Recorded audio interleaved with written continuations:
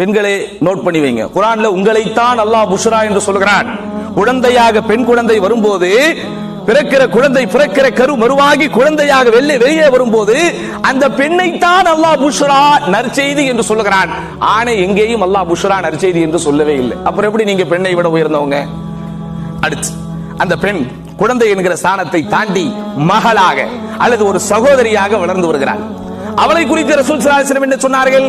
யாருக்கு 2 பெண் பிள்ளைகளோ அல்லது யாருக்கு 3 பெண் பிள்ளைகளோ அல்லது யாருக்கு 2 சகோதரிகளோ அல்லது யாருக்கு 3 சகோதரிகளோ இருந்து அவர்களை நல்லொழுக்க கல்வியை கொடுத்து சிறந்த முறையில் அவர்களுக்கு திருமணமும் செய்து வைத்தால் அவர்கள் இவர்களை நரகத்திலிருந்து பாதுகாக்கிற கேடயமாக இருப்பார்கள். எங்கேயாவது ஹதீஸ்ல யாருக்கு 2 ஆண் குழந்தைகள் இருக்கிறதோ, யாருக்கு 2 ஆண் சகோதரர்கள் இருக்கிறார்களோ வருதாங்க?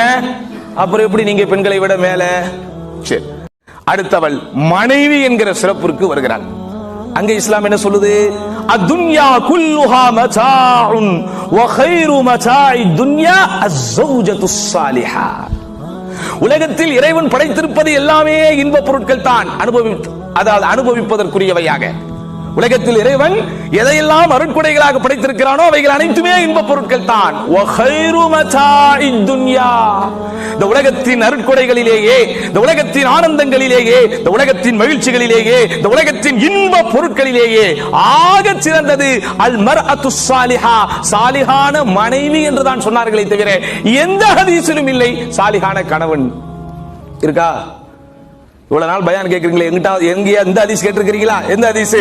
உலகத்திலே இருக்கக்கூடிய அருட்கொடைகளிலேயே சிறந்தது சாலிஹான கணவன் தான். ஏதோ ஹதீஸ்ல இருக்குதாங்க? இருக்குதா?